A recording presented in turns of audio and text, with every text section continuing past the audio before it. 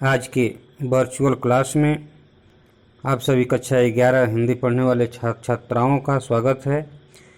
मैं रामनरेश प्रसाद, हिंदी प्रवक्ता, Nehru inter college मनसा छापर। आप लोगों को कल के ऑडियो में बताया था द्विवेदी जोगीन गद्य के बारे में। आज आप लोगों को छायावाद जोगीन गद्य के विषय में बताया जाएगा।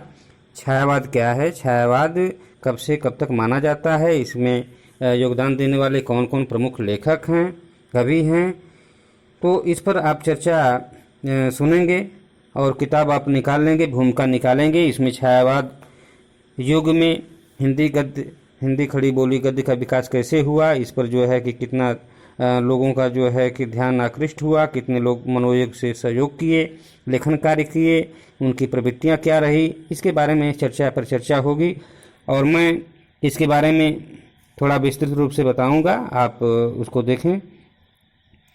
आप देखेंगे बच्चे, या पहले से ही जानते होंगे कि छायावाद का समय जो है समय सीमा 1920 से 1936 तक बताई गई है। कुछ विद्वान इसको कहते हैं कि 1922 से 1938 तक मानते हैं और कुछ तो कहते हैं कि 1918 से ही मान लेते हैं, लेकिन 1920 से 1936 ईस्वी तक अधिकांश विद्वान इसको मानते हैं। अब बच्चे, छायावाद का जो काल है, समय सीमा है, उसके बारे में आपको जानकारी हो गई, लेकिन यह जानेंगे कि छायावाद क्या है।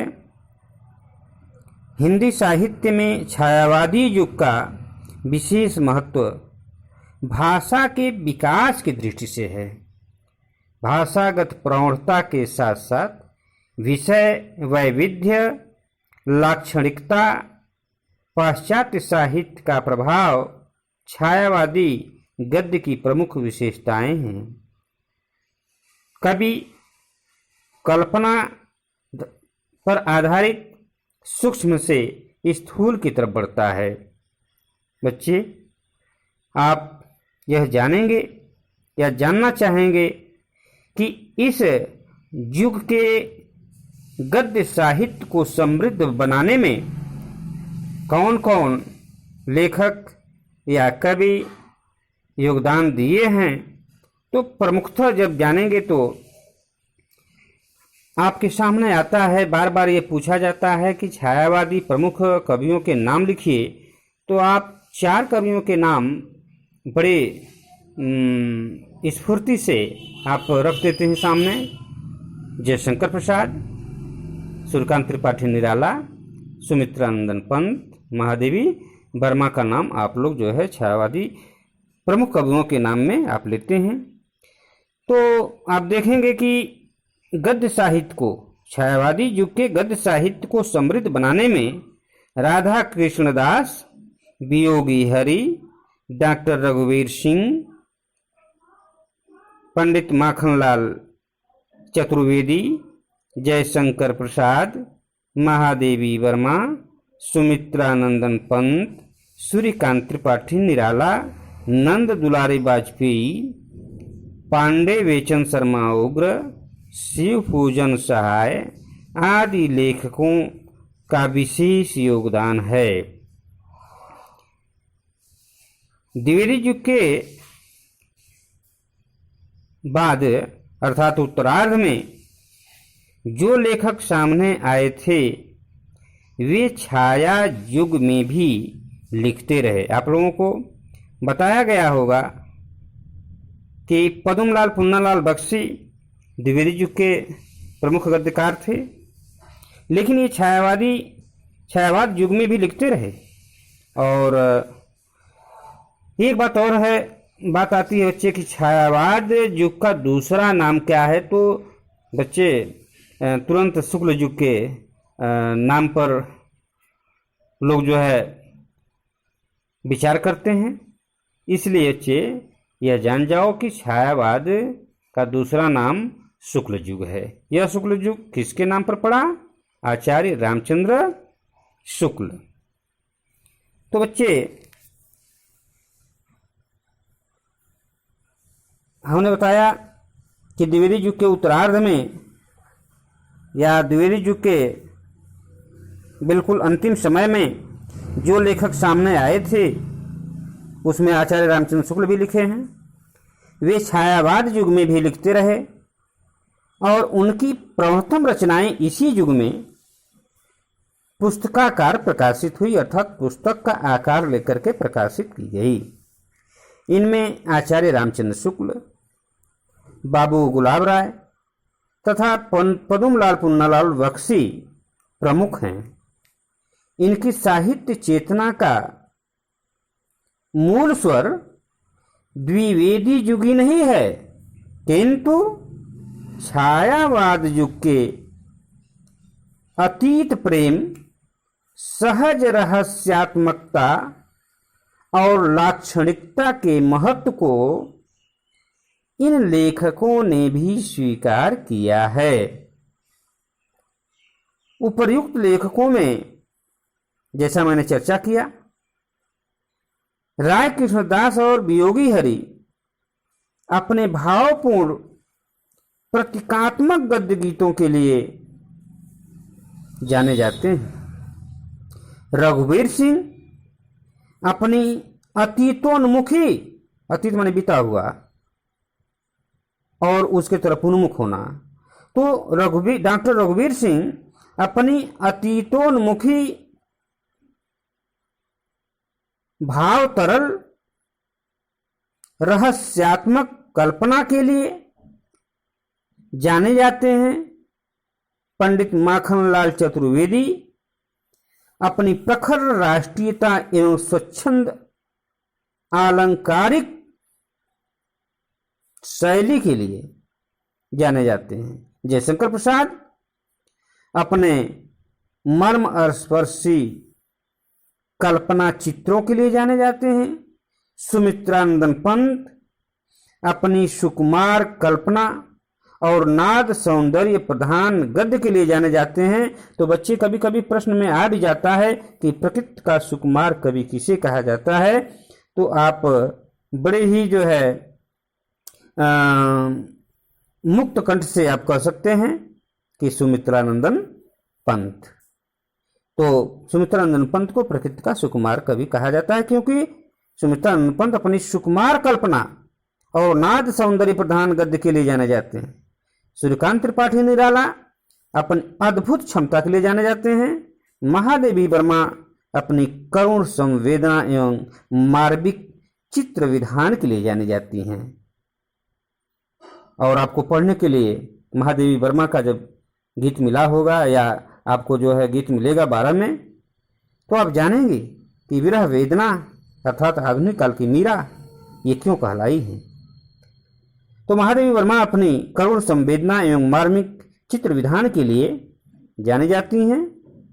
आचार्य नंद दुलारे वाजपेयी, आचार्य नंद दुलारे वाजपेयी हिंदी साहित्य में अपने गंभीर अध्ययन और स्वतंत्र चिंतन के लिए पहचान बनाए हैं। पांडे वेचन शर्मा उग्र अपनी तीखी प्रतिक्रिया तथा ओजपूर्ण नाटकीय शैली के लिए हिंदी साहित्य में जाने जाते हैं। शिवपूजन सहाय अपनी ग्रामीण सरलता के लिए याद किए जाते हैं। इस प्रकार छायावाद युगीन गद्य साहित्य पर विचार करने के उपरांत हम सहज ही इस निष्कर्ष पर पहुंचते हैं कि इस युग में गद्य की विभिन्न विधाओं का अभूतपूर्व विकास हुआ, उसमें प्रौढ़ता आई। प्रेमचंद, आचार्य रामचंद्र शुक्ल, जयशंकर प्रसाद इस युग के ऐसे कृतिकार हैं जिन्होंने एकाधिक गद्य विधाओं को समृद्ध करने में उल्लेखनीय योगदान दिया।